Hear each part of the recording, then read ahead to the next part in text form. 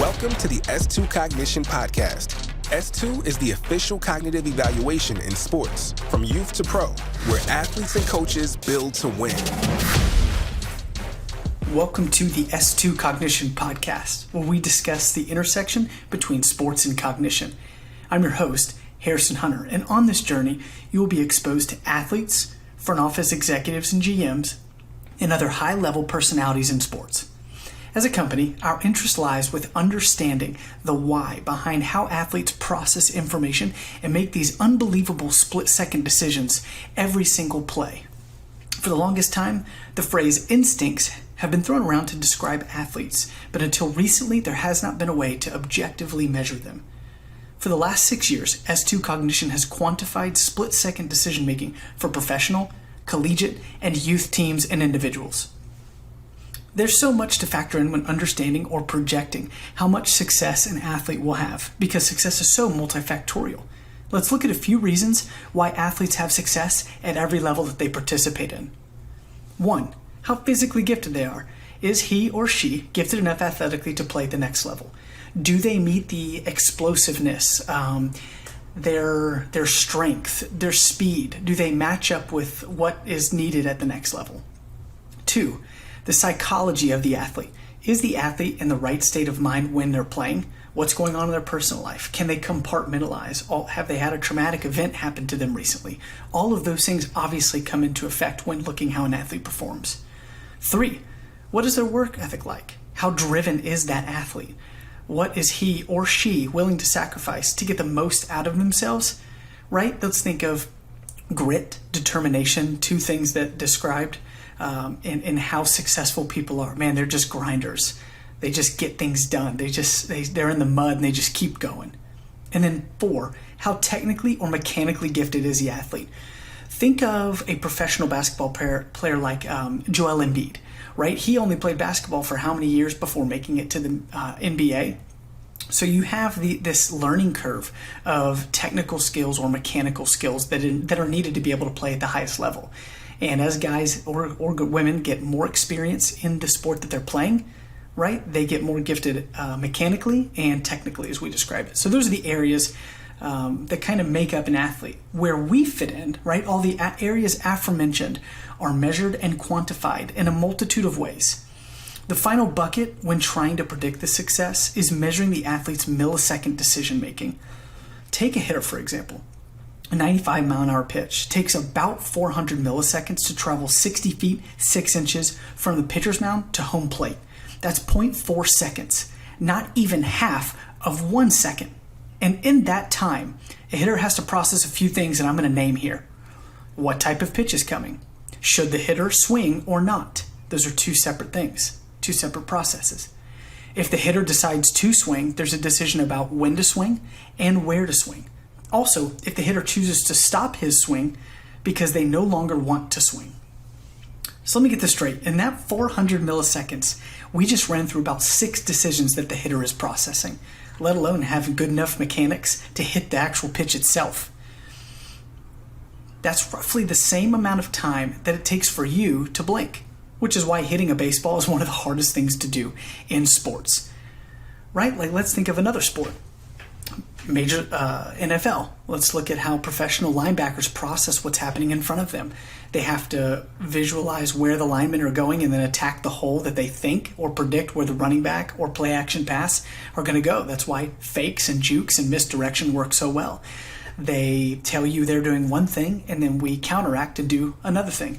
We will get into misdirection a ton in this podcast as we interview guests, coaches, front office executives, and of course the scientists themselves who created this. S2 Cognition measures these processes and many more. Currently, we test 9 sports and even work with the military. Like I said, my name is Harrison Hunter, and I manage operations, logistics, and data acquisition for our collegiate, NFL, and NBA teams. Let's talk about a little bit more how I got here. I graduated with a marketing degree from Harding University, where I played baseball. Originally, I'm from Alpharetta, Georgia, and moved to Nashville, Tennessee in 2016 to further my education at Belmont University, where I received my Master's of Sport Administration. I've worked with Vanderbilt Sports Marketing, Tennessee Titans, the Nashville Sounds, 104.5 The Zone, Sports Talk Radio, shout out 3HL, and even hosted my own podcast, creating over 100 episodes. On this podcast, as I've shared before, we hope to share S2 news, expose you to your favorite sports personalities, and so much more. Our goal in this podcast is to connect you guys, the listeners and our audience, to our experiences in the sports world. Since we work with teams from Major League Baseball, the NFL, Major League Soccer, NHL, NBA, as well as national champions at the collegiate level, we have a ton of stories to get into this whole untapped market of sports that people just don't really know exists. Today I'll be joined by one of our co-founders, S2 Cognition's co-founder, Brandon Alley. Brandon ran track collegiately at the University of Tennessee. He received his PhD in neuropsychology from Southern Miss and completed his postdoctoral training in cognitive neuroscience at Harvard and Boston University. He has been on faculty at Boston University, Vanderbilt University, and now the University of Louisville. A published author of over 50-plus peer-reviewed papers on brain mechanisms underlying visual attention, perception, and memory, he now specializes in how individuals attend, track, and process that information in visually dynamic environments. So let's start there, Brandon. How have you been able to link these processes that you measured for over 20 years in the lab to performance in sports at every level? Yeah, man. So it's a good question. That's taken us quite a while. For the most part, we knew that in these high performance situations, rapid decision making situations, that the brain has to engage in a lot of these processes that we were measuring in the lab. And Scott and I had 15 years in the lab, sort of understanding how the brain operated in healthy brain and also in pathologic brain. And so we had a pretty good feel for what we were measuring. It was more the translation of what you see within strengths and weaknesses of these cognitive processes and how that might impact performance on the field or on the court or in the batter's box. And so that's what took us a lengthy bit of time. And we've been very fortunate to work with a lot of partners that have let us test out different tests, work with certain coaches to understand what these athletes have to do, and then go back to the drawing board and develop ways or go to the scientific literature for tests that we could actually use to evaluate or measure these things. That was my next question. So have you had to change the battery? We call it a battery when you have an evaluation, right? If you take the football battery, baseball battery, have you had to change that based on either team suggestions, and that's what you meant by the drawing board and the whiteboard, back and forth? Yeah, absolutely. So everything that we've done has evolved to its current state. And so for the most part, our process has been for Scott and I, who, both of us played college athletics and played a wide range of sports growing up, sort of we could put ourselves back in that time frame and sort of understand what the brain has to do in these environments. And we literally would whiteboard out a series of processes that we thought that, let's just take baseball as an example, what the brain has to do in the batter's box to hit 95 mile an hour or to adjust from fast speeds to off-speed pitches. And so we went through and whiteboarded a battery of tests, and then we typically work with teams to evaluate their athletes, and then we get feedback from those guys. And so the baseball battery as it is today has actually gone through 2 iterations and primarily getting feedback. Our latest round of feedback actually came from a pitching coach who talked about that rhythm, that dance between the pitcher and the hitter when the pitcher goes through his windup and the hitter has to load his or her swing. And so we developed a rhythm control task to understand how well these hitters could load their swing based on the rhythm of the hitter and pitcher. And so we absolutely take feedback. Now, I say that, but this is a process because in baseball now we have a couple of thousand professional hitters. And so the teams that we work with, the organizations that we work with have come accustomed to this set of tests, and it's measuring apples versus apples. So we don't want to continuously switch out tasks, because then, the overall score changes, or, I've got 6 tests that overlap with the old battery. So it's kind of, weighing the pros and cons. I think our last major iteration came in 2018, and that's where the battery stands now. Our first client was LSU Football. How would you describe how you were able to get in touch? And I mean, that's a huge program, right, in the middle of SEC country. How were you able to get us in there? Yeah. So I grew up in Louisiana, and I've always been an LSU fan, but was very fortunate to have a close relationship with Tommy Moffitt, who is the strength and conditioning coach, or was the strength and conditioning coach at LSU for over 20 years. And Tommy happened to be my strength and conditioning coach at the University of Tennessee in the early 90s, and I've had a very long relationship with him. And that was just a simple conversation. I mean, Tommy is very forward-thinking, very cutting edge, and I just picked up the phone and said, "Hey, Coach, this is what Scott and I have been up to. This is what we're thinking about. What do you think?" And he was like, "Hey, dude, this sounds really cool. Why don't you come down and give a talk to our coaching staff?" Scott and I drove down there, talked to their coaching staff. We ended up going back 2 weeks later and testing their entire 109-man roster. And that really began the process of understanding these high-level athletes, what coaches were looking for, how we could evaluate these coaches and give them meaningful information on their athletes. So yeah, it was a stroke of luck, and very fortunate to have that connection with Tommy. All right, so you ran track at Tennessee, and I'm not very knowledgeable, with the track and field department, so bear with me on this. But break it down for me. Just how good were those teams that you were able to run for in those early 90s? How good were they? Yeah, those early 90 teams were really good. We won the NCAA championship outdoor track and field in 91. The 4 years that I was on the cross-country team, we were 4th, I believe, 8th, and 12th at the NCAA championships. That 92 track team had, I want to say it was 8 or 9 Olympians on that squad. So really high level. I was just very fortunate to be a part of that and be around that environment and a good time. It was a really good time for Tennessee athletics in general. So I think, it was a fun time for sure. And now you have a son following in the footsteps of Dad, right? He's a beast, right? Yeah, I would say he's not following in the footsteps of Dad. He's light years ahead of Dad. No, Miles is a very talented young athlete. He's now running at North Carolina State, which is a great spot for him. But yeah, it's been really rewarding and a unique experience being part of that journey and getting to follow him at high-level college track and field.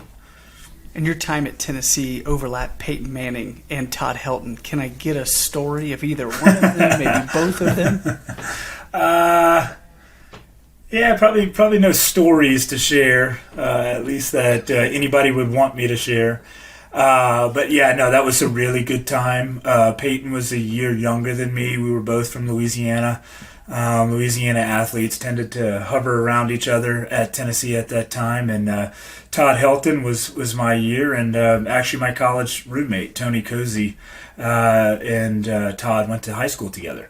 So Todd frequently came to our dorm room at Andy Holt in those early years, right when he was making a name for himself, both as a pitcher, and I don't believe at that time he was quite yet the starting quarterback, but he was well on his way.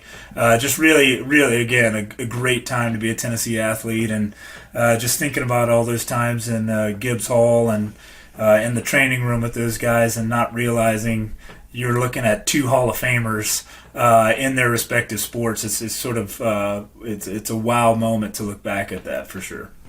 That's so crazy. Sorry, I wanted a really quick Dr. Alley lesson, a history lesson. So let's get back to S2. You guys tested how many guys on that LSU roster in 2014 when you first went down after talking to Tommy?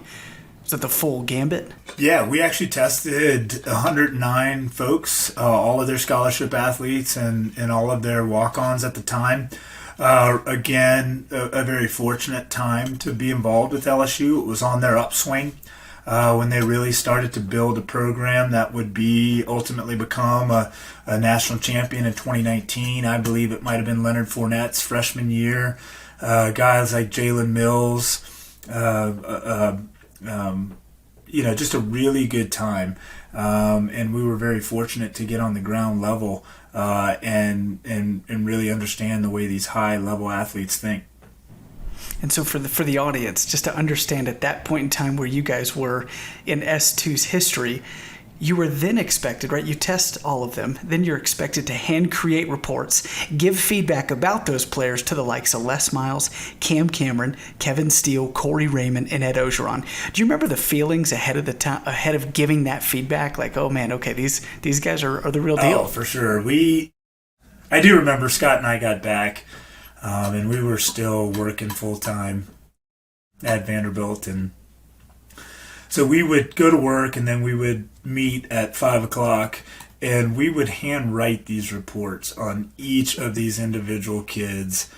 They were different positions. There were 9 different tasks. We were talking about strengths and weaknesses for 9 different tasks for 109 kids. It was wild. We wrote for about 2 weeks straight, and they were all like very specific to each individual kid, and we didn't know. We knew the brain had to engage these processes to play football, but we had no idea if we were making sense, if this would translate to what the coaches would, even if we were talking the same language.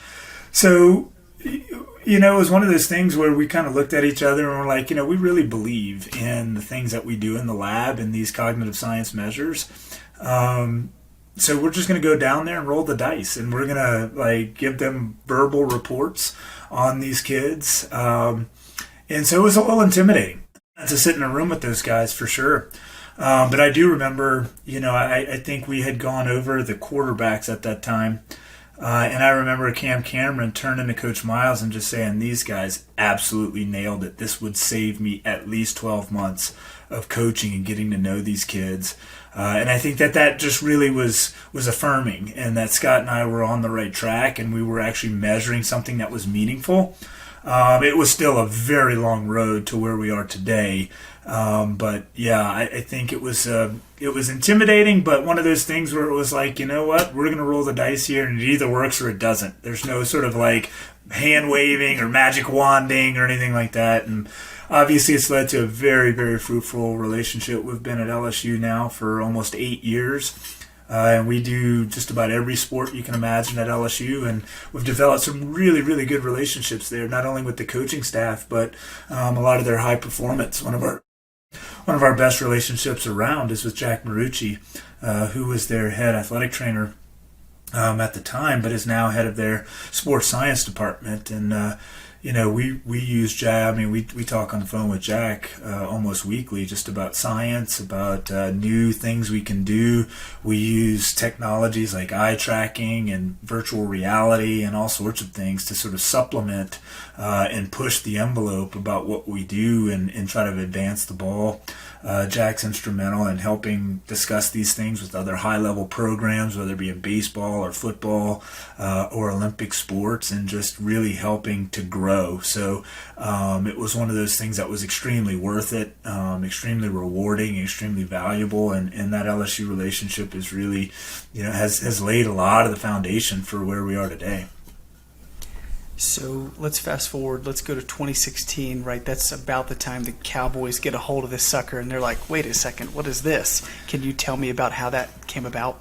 Yeah. So I think Sam Garza was the national regional level scout that covered LSU a lot, and Jack and Tommy were really using this in that 16 time frame to really help market their kids. There were kids that were undersized, like Jamal Adams or Jalen Mills, or Deion Jones is another great example, who were scored really well on our evaluation, but they were not the prototypical player, size-wise or speed-wise or whatever it might be at that position. And LSU was using this to sort of talk with scouts about, hey, look, these kids have gifts and skills that, are probably more valuable at the next level than physical skills. And so need to take a look at this. And so Sam had brought this back to the Cowboys front office, and we got a call from Tom Robinson, who's still the director of sports science or football research over there. And in that 2016 year, we actually evaluated the Cowboys' 30 visits. And there were some studs in that class. And we really worked with those guys. And that's kind of how we got our foot in the NFL. It wasn't too much longer. I think it was right after that draft, Jeff Ireland from the Saints, who was also sort of engaged in that scouting circuit down at LSU, had picked up the phone and called us as well. So that's kind of how that NFL piece started. So that first draft we ever worked with the Saints, 2017, they had this historic draft, right? I'm going to run through some names where they were drafted. Marshawn Lattimore, cornerback, first round. Ryan Ramczyk, offensive tackle, first round. Marcus Williams, safety, second round. Alvin Kamara, running back, third round. Alex Anzalone, linebacker, third round. Trey Hendrickson, defensive line, third round. And Al-Qaeda Muhammad, defensive line, sixth round. Between that class, you had the first ever offensive and defensive rookies of the year, 11 Pro Bowl and All-Pro appearances, 476 games played between the 7 of these guys. That's an insanely productive group, maybe in the history of the NFL draft. Can you talk about the process with that first draft with them? I mean, this is unbelievable. Yeah, I mean, it's pretty amazing to think that class, I believe, if I'm not mistaken, all of those guys are still playing, and the majority of them playing at a really high level. Yeah, that was our first, we wanted to go through, and I believe starting in that 16-17 time frame, we wanted to go through a period of time where we were really vetting what we did at all different types of levels, not just this anecdotal level, like, hey, yeah, this kind of looks like what, this profile kind of looks like what we think this kid is, but we wanted to use some data from the scouts and from the front offices to back up sort of these claims that we were making and the scores that we were generating. And so we spent a lot of time that first year, especially with the Saints, in that 17 class with Coach Peyton, Mickey Loomis, and Jeff Ireland, just really going over every player and looking at vision and how it might fit into what they needed and looking at each profile and kind of going through that. So it was quite remarkable that it was our sort of first jump into the NFL draft, full NFL draft. I mean, we had gotten a few hundred guys that draft. In quite honest, in transparency, I would love to take credit for that 2017 draft, but you're talking about, some guys in that front office that really know what they're doing, are really phenomenal scouters, really great evaluators for talent, and really, I think what's most important, what I've really seen and is most awe-inspiring from that Saints organization is that they have a vision for what they want, and they really, really work hard to find a player that'll fit that vision, which I think fits well in that organization. So as much as I would love to take credit, I hope we had a small role in that, but yeah, sure. And it doesn't hurt that all of those guys scored off the charts on the S2 evaluation. So that kind of helped things out, made us look good. So yeah, fun time to really get on the ground level of that. And we kind of went through that process for 2 or 3 years of exclusivity with the Saints and Cowboys to really vet the entire process from soup to nuts about everything we do, the way we evaluate athletes, how we evaluate athletes, the data integrity, the data validity, measuring guys over periods of time just to make sure that these things were reliable, stayed consistent over time. So again, really early time for the company, but really fun and exciting time to be part of those historic drafts. So in that 2017 draft, the NFL, let's stay there. Who scored the highest? Can you tell me that? I can't give any scores for sure, but I mean, there were some absolute studs in that draft, right? I mean, you can think of the names that came out of that draft. Trey White scoring really, really high there. A couple of quarterbacks that I'm sure you're familiar with scoring really, really high there. Yeah, I mean, yeah, that was to be honest with you, that was a great draft all the way around, I want to quickly cover a couple of cognition questions. Let's shift that way. Yeah. Can you talk to me about the difference between what people think, right, what's described as vision and visual processing? Yeah, especially in sports like baseball, where it is so visual heavy, I think terms like vision get thrown around a lot, and there's the big separator between vision and visual processing is the eyes and the brain, right? And so when we start talking about vision, you're talking about things like visual acuity, stereo acuity, depth perception, contrast sensitivity, things that the eyes are really built for, right? But all of that information is passed from the eyes to the brain. And that's sort of where our evaluation picks up, is how the brain processes what the eyes see. So, how quickly the brain can process what the eyes transmit and make sense of its visual environment, how we track things in our visual environment, which is, critical. You think about a safety that's got to drop back and see the entire field and keep track of 6 or 7 moving guys across the field, how quickly you can search and locate for a target, things like, we often talk about what, right? And we often talk about where in visual processing. So think about a hitter who has to, what pitch is it, right? And then where is it going to end up in space? Things like trajectory prediction and things like that. All of those are what we consider visual processing. And those are the kinds of things we measure. So there are a lot of great vision assessments out there, and a lot of great people doing wonderful things in that space. But I think in the early days we would crack up behind closed doors because people would call us the eye test or the vision test or something. It's just like, no, that's not what we do. So if we stay at looking at high-level athletes, what kind of visual processing do these guys have to do at that level to perform, right? The highest level that these guys are playing at? Yeah, I mean, that's a great question. And in all honesty, it varies by sport, right? And a lot of sports are highly visual intense.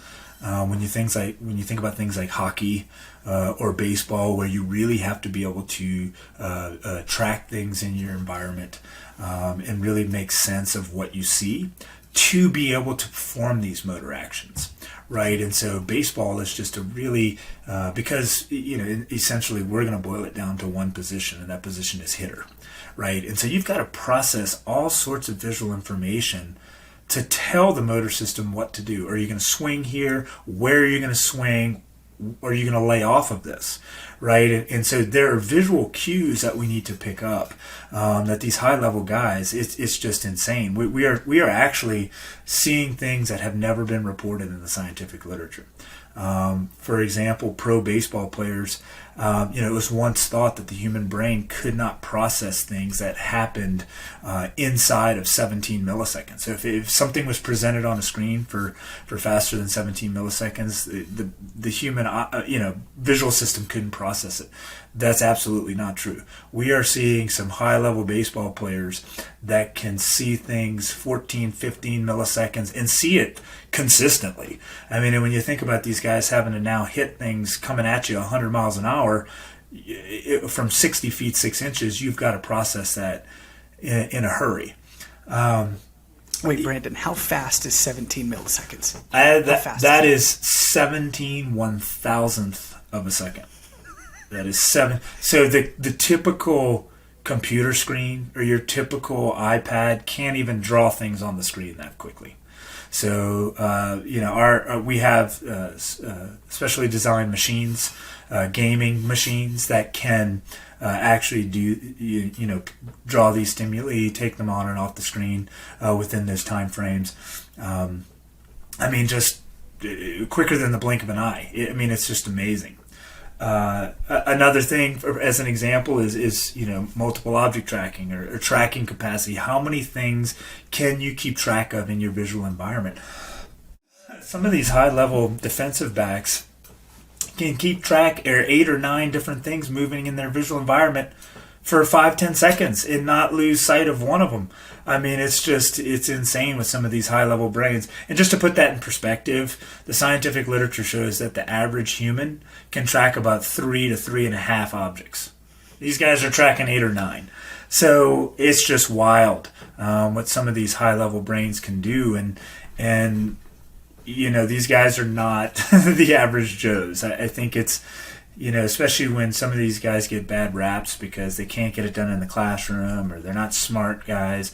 Look, their brains are wired extremely differently. They're wired for these environments, these high-paced, very rapid environments to process information, make sense of it, and act on it. In that last answer, you actually touched on my next question, which was when trying to measure visual processing. Can this be done on your standard iPad, iPhone? I mean, can this be played on an iPad like that? Or is this, you alluded to the special equipment to be utilized under those special thresholds of millisecond precision? Yeah, it's not something, you really want to get into when measuring reaction time at any level, or visual processing.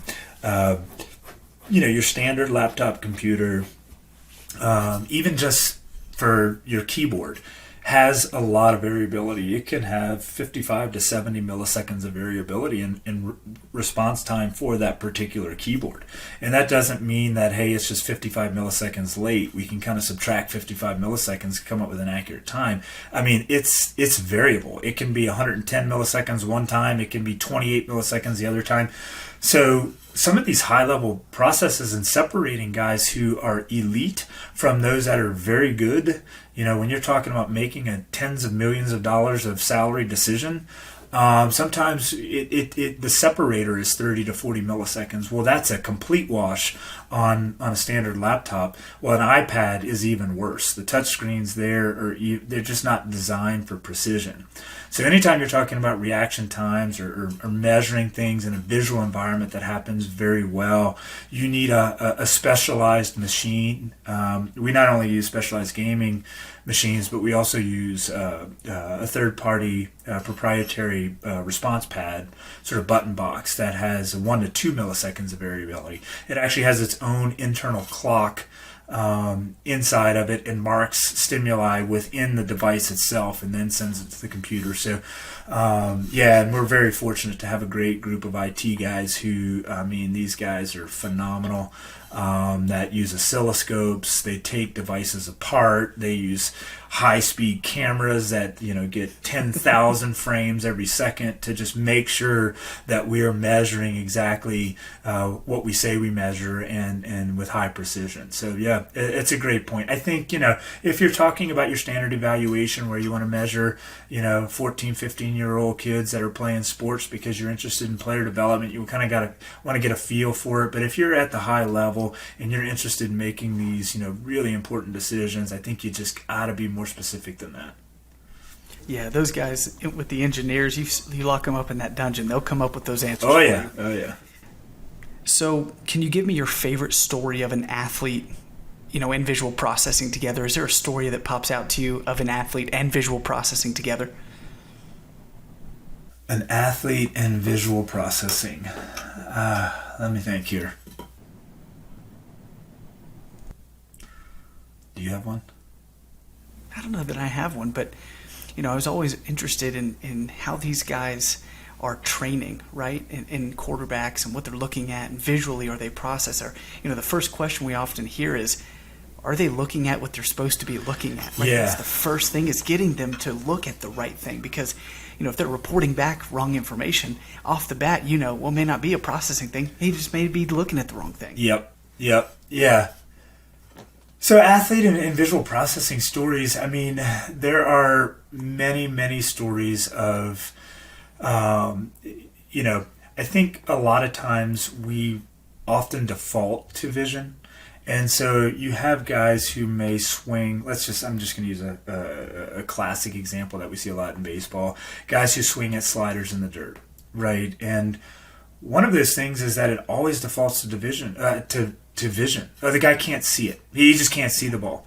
Yeah. Well, when we evaluate these kids, it turns out that half of them actually can see it. They can see it just fine, but they have these motor control problems or an impulse control problem where it just looks so good they can't control the motor impulse to swing. Where other guys really can't sort of see it very well. And so you train those guys very differently, which I think, we tend to default to training guys one way when that may not be the underlying reason. I mean, I think that's one of my underlying sort of default stories about vision. We also, we've worked with teams with, eye tracking as an example. I think either players are, sort of out of habit, tell you what they're looking at. So if a coach is say, defensive back, post snap, hey, what are you looking at here? Well, I was looking here. They're wearing portable eye tracking goggles. We can tell you, no, absolutely, you were not looking there. You may think you were looking there, or you may want to tell coach you were looking there, but that's not the cues you're actually looking for. And I think, another thing that we've really, been able to sort of move the needle on is now some of these new ways of looking at eye dominance. And where is a kid looking, even though he's using his dominant eye, may be off because the variability in eye dominance is so different.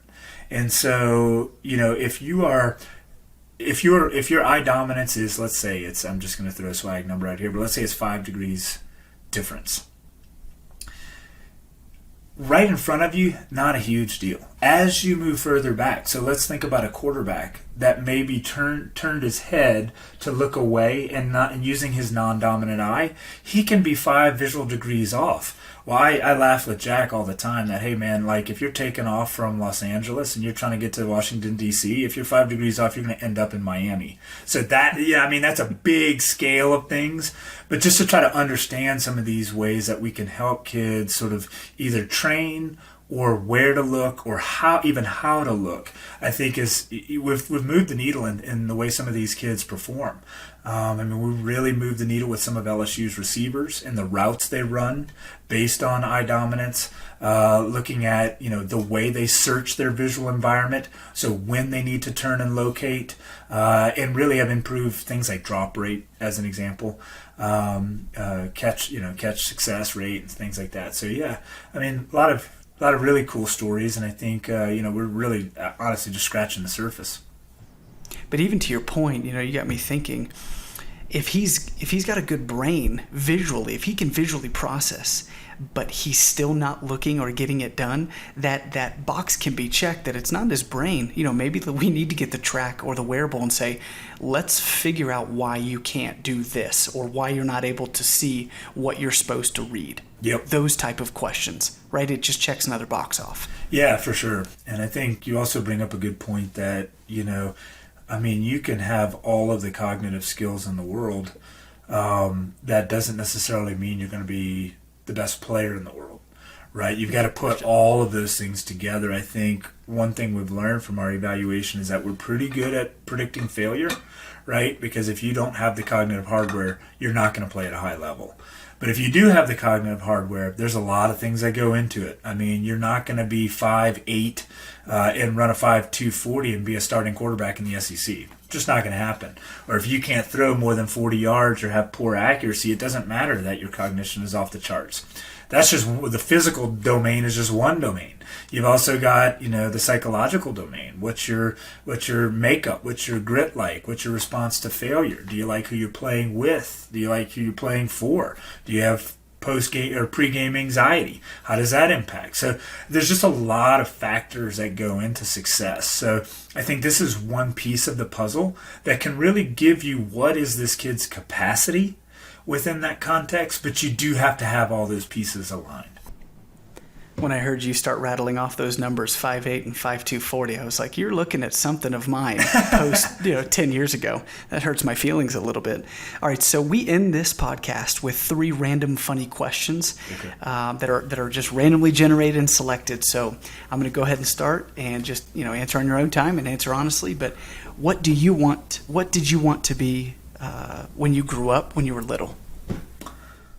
When I was little, I think it had to be pro athlete of some way, shape, or form. I grew up in a time where we were outside all the time. That's all I did was play sports. I was, as soon as I got home, was at the ball fields playing baseball. If there's nobody to play with, I was at home plate throwing the ball up in the air, hitting it as far as I could, or at least standing on second base and hitting it over the fence, or throwing passes to myself in the front yard, acting like I was Dalton Hilliard for the LSU Tigers, or an Olympic level athlete. And I think I continued to try to live that dream in college, even though there was no shot in hell I was going to the Olympics.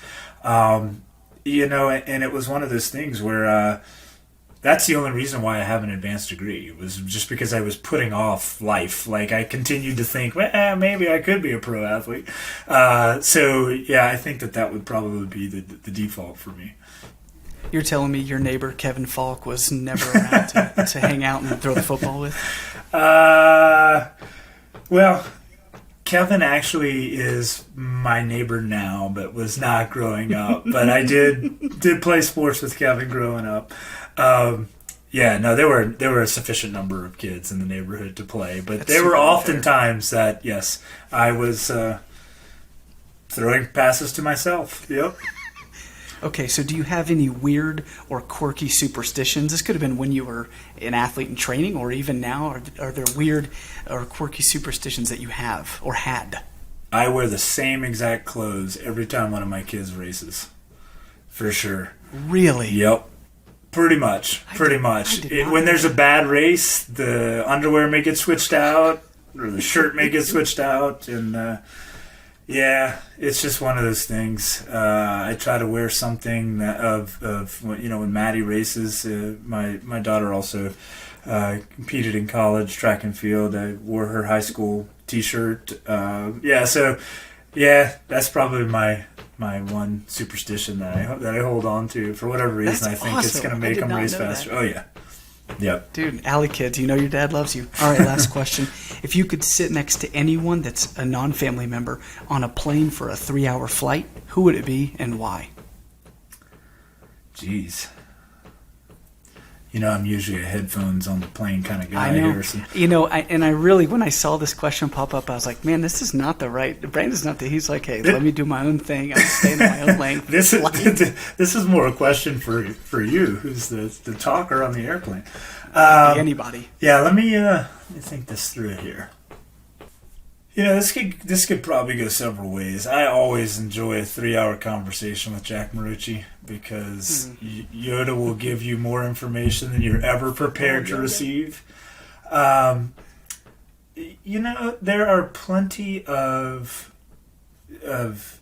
as much as I love the sports that we engage in, I am a diehard track and field fan.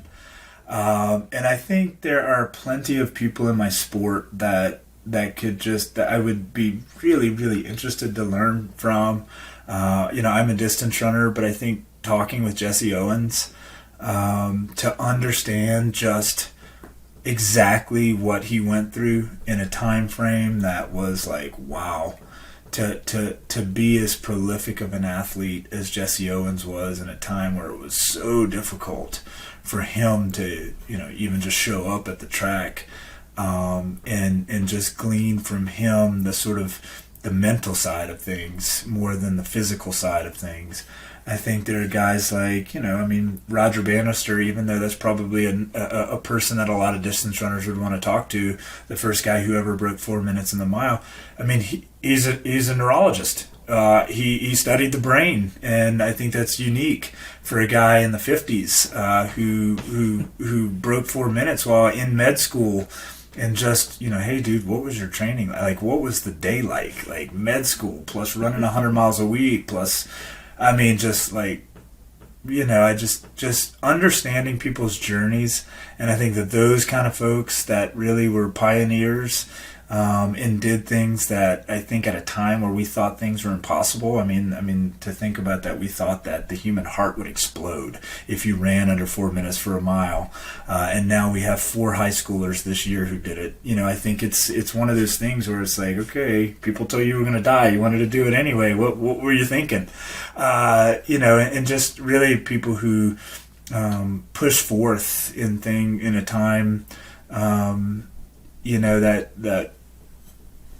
that, they were told no.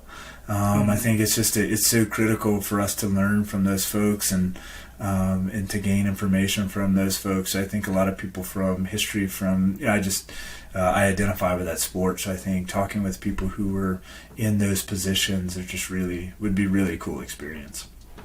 Fantastic answer. Brandon, thanks so much for joining us today on the S2 Cognition podcast. Episode 1 will be coming at you next time with Scott Wiley, the other co-founder of the company, and Paul Phillips. Thanks for joining us. Cool. Thanks so much, Harrison. Appreciate it. This is fun.